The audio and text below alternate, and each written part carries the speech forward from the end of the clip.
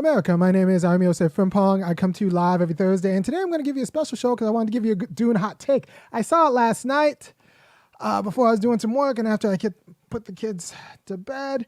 And let me tell you, it's actually, I read the book when I was a child. As a young boy growing up in California, I read Dune and Ender's Game and all of those other books. I read a lot of books. All right, so what you need to know about Dune, and for your life if you just see the movie, is that it's a pretty good kind of realization of patriarchy.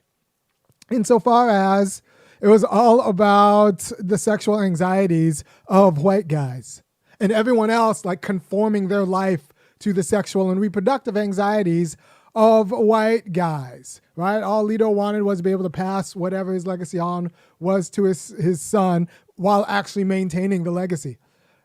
And so you think, and that included killing a lot of other guys. So when you talk about patriarchy and legacy and reproduction and passing on a way of life, it's not necessarily men versus women, it's men versus other men. And it conforms the entire society. Right? So that was patriarchy, what you saw there. And sure, a lot of women were erased, but they also weren't slaughtered on the battlefield.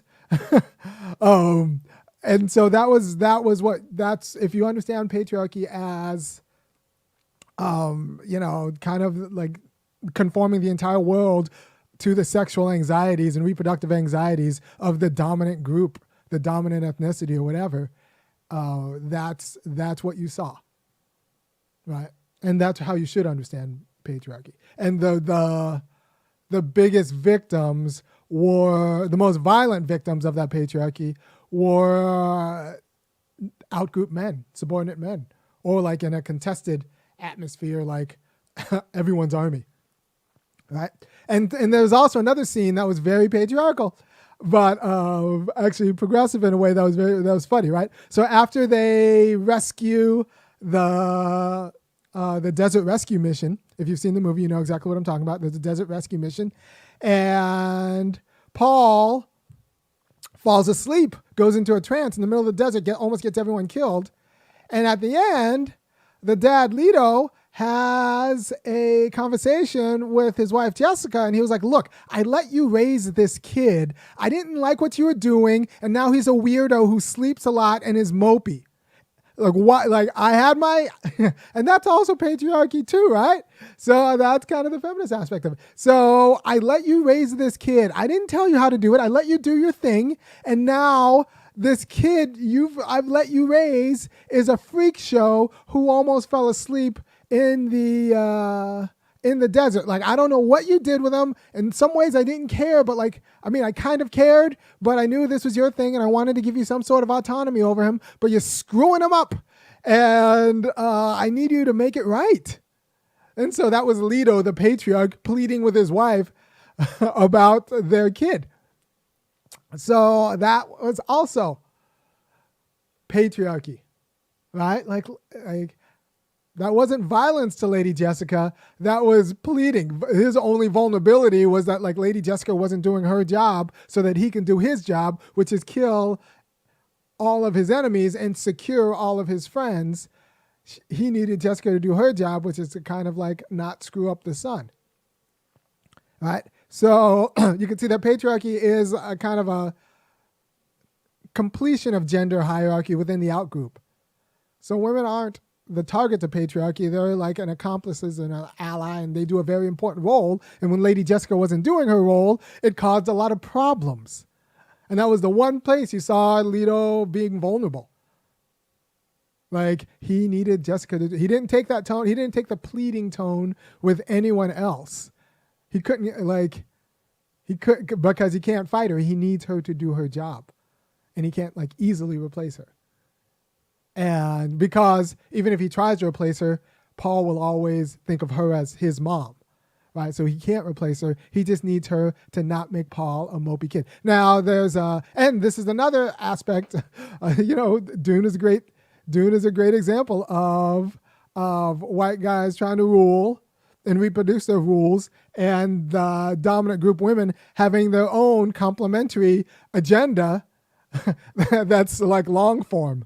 They're playing the long game, like the Ben Gesserit playing the long game, and pitting these men against each other in a way that's, in a way that's complementary, but ultimately longer. And it's not an accident that Lady Jessica lives a little bit longer than Leto won, right? So that was a good complementary gender relations to maintain the patriarchal, like the realization of patriarchy, in a way that the women actually had a long game planned that the men were kind of pawns for. So like I thought that was actually a pretty clear distillation of like the real dynamic of patriarchy, that it's really against it's dominant men using violence against outgroup men for the benefit of the dominant group, with dominant group women being the accomplices, right? So yeah, you can tell me everything.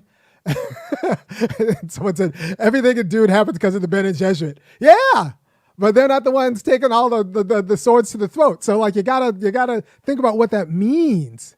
You gotta think about what that means. A lot of people say like, well, it's based on the power, the Bene Gesserit are the power behind the power, and they get the benefits behind the benefit. And so like there is something to that. Like there is something to that in a patriarchal dynamic. So, but people who tell you that like it's really, it's not the House of Atreides versus the Freemen, or the House of Atreides versus the House of Harkonnen. It's a men versus women. They're lying. They don't know how patriarchy works. So that is. That's what you need to know about my hot take on Dune and what that means for kind of understanding life. What else do you need to know? Yeah, and so like everything in the life is kind of has to conform to the sexual anxieties and in some way justified sexual anxieties of the dominant class men. Right? And I say they're justified because these women are not under their control. Right? The women are like, they need the women, but women are not under like strict control in an obvious way. But so you have this dominant class anxieties that overdetermine the dominant class, meaning the dominant class, meaning the houses that overdetermine the lives of everybody else, including the people who work for them and the freemen. Like, 80% of the freeman's life is accommodating themselves either in resistance or in pacification to the anxieties of the House Atreides. And his anxiety is about how to like secure his house and reproduce, his lineage in the kind of power to which they've become accustomed. So the sexual anxieties of the dominant class govern everything else in life. And I say this as I just taught this chapter 2 of Tommy Curry's The Man Not to my class, and they're a little bit horrified, but I think rightfully so, and appropriately so. And I try to horrify my students at least once a class. And it was just about how much of our life is, everyone was trying this. Someone says Paul used a freedman. Everyone was trying to use, Leto was trying to use the freedmen. The freedmen are just muscles for, like, Leto tried to use the freemen as muscles against Leto's enemies. Like, Leto doesn't care about them. He's not on their side. No, so what I told the class was like, look, a lot of our lives and a lot of our institutions are dominated and conform themselves to and emerge as like the outgrowth of white male like sexual anxiety, sexual and reproductive anxiety. And they're like, well, really? And they're like, yeah, it's not about men versus women, although like women are what they are and you concern yourself with what you're concerned for. I was like, look, who are you looking pretty for? Who are you trying to look cute for? Right? You're conforming your behavior to their sexual anxiety. You can tell yourself, well, you do it for yourself. And I guess you kind of do, but you also do it for like the guy you're going to try to attract. So you're like, in as much as womanhood is about beauty and anxiety over aging is about losing beauty, it's because you lose your power in a world where the currency is like how you can trade on white male sexual anxiety. Right? But that doesn't just affect women. It also affects men who have to, like outgroup men. Outgroup men are now conformed to the projections and the instability and the horrendous violence that comes with white male sexual anxiety, because the idea that like out-group men could be men like in-group men is so horrifying it licenses all manners of violence. And that's why it gets like, and that's why colonial violence like exterminates out-group men and then like takes in and domesticates out-group women or erases them, right? So you have to understand, so you have to understand that the sexual anxieties of dominant group men actually conform the life of not just women, but of out-group men. And this is what he goes into. I mean, Frantz Fanon talks about this and Black Skin, White Mask, and Cleaver talks about this and in his book of Negroes and a little bit in Soul on Ice. And Curry does a whole second chapter of The Man Not on this about like how, look, there's a way in which white men have always decided how black men fuck. And what do I mean by that? It's like, well, there used to be stud farms. They don't talk about that in history class. So it used to be like stud farms. But then, that gets, and like so stud farms on the slave complex. And then you talk about the prison and incarceration of black men. And then like the kind of casualness with which the guards almost endorse sexual assault within prison under the watchful eye of what Eldridge Cleaver calls the omnipotent administrator. So what you have is like kind of the expression of the white vested interest in black men being like not like in control of any aspect of their life, including how they screw. And they do it for the pleasure of the administrators. And, there's a lot of research on the white interest in the black family, which is another way of kind of controlling how black people screw. And, depending on who you talk to, the interest in black women getting abortions is a kind of another kind of non-self-determinative way in which white liberals and white conservatives are controlling how black people reproduce, right? So there's a way in which, and like right now it's a football weekend where Georgia's about to go probably beat Missouri this weekend, and I'm in Athens, Georgia, and the entire town has to conform itself, not has to conform itself, now comes to want to conform itself to the kind of voyeuristic pleasure of a white head coach and a white offensive coordinator and a white defensive coordinator like direct all of these black bodies hurling themselves at each other like violently. The white coaches are going to direct that and prescript that, and under the leadership of their man on the field, the white quarterbacks. So like you look at the University of Georgia's football team, and I might do a whole show on this. You look at the University of Georgia's football team, pretty much the whole defense is black. Those are the people whose job is pretty much to hit people. Like that's their whole job is to hit people. They are, they hit people, and their job is black. And then the offensive line, some of the offensive line, the big white guys are white. Their job is to protect the white quarterback, but the quarterback is white, and the strings of quarterback, not just the quarterback is white. The second string quarterback is white, and the third string quarterback is white. You go to the University of Georgia roster, and it's like the only white people you see are the quarterbacks. Everybody else is jobs to get hurt without any actually self-determination on the field. And then the running back's job just to blow out their knees, I suspect. Right? So, and this is all done for a white crowd, because you go to the University of Georgia game, it's going to be white alumni in the stadiums, all being kind of turned on by this spectacle of like a white coach directing huge black bodies to maim each other, and then being low-key titillated by the little scantily clad cheerleaders whose job is to arouse the public.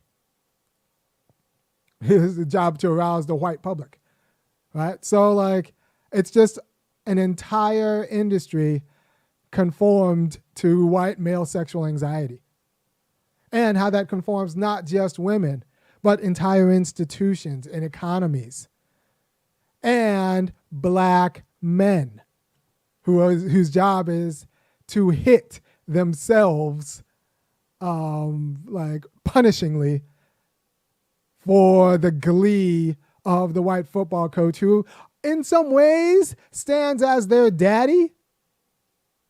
In like a lot of in a weird way, football coaches take that role and away over black men in a way that I'm not particularly comfortable with, black men and boys.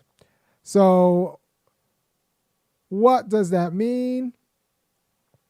That's on you. Like I said, I'll probably do another show on football as like the realization of like white anxiety, white male anxiety, white male sexual anxiety, and I'm in it. And I say this as a man who's doing the show in Athens, Georgia. And I'm saying this show, I say this as a man in Athens, Georgia, home of the number one ranked football team in the nation, where one of our linebackers actually just got pinched for sexual assault, alleged sexual assault under some really kind of dicey circumstances.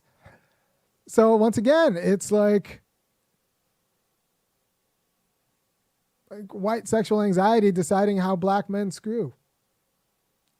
And I think that's a little bit bizarre, but because it conforms everything, it conforms all of us. So white male sexual anxiety conforms all of our kind of civic institutions, civic and political institutions. Anxiety over sex and reproduction. I mean, you saw it in Atlanta clearly last year, where that guy shot up the masseuse parlors because they were tempting him. Like, that was white male sexual anxiety conforming the world.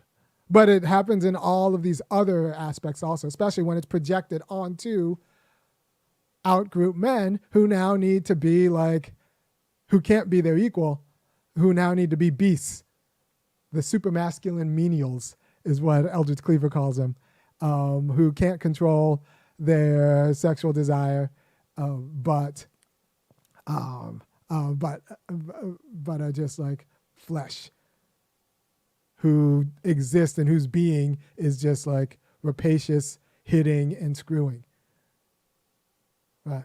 So, thank you for your time. By the way, you could probably see the same dynamic in the House of Ice and Fire, the Game of Thrones dynamic about how like, yeah. Anyway, thank you for your time. I think if you're just seeing the show now, go back and watch from the beginning, because I think my take on Dune is just right. Dune and patriarchy, and Dune and the weakness of Leo in the face of Jessica. And one thing he couldn't do was yell at his wife about how his wife was making his son weird. And what patriarchy means in not that context, but in general, a lot of male dead bodies. Because it's fundamentally a family relation, of the dominant group against everybody else. Thank you for your time, and I will see you next week or before. Bye.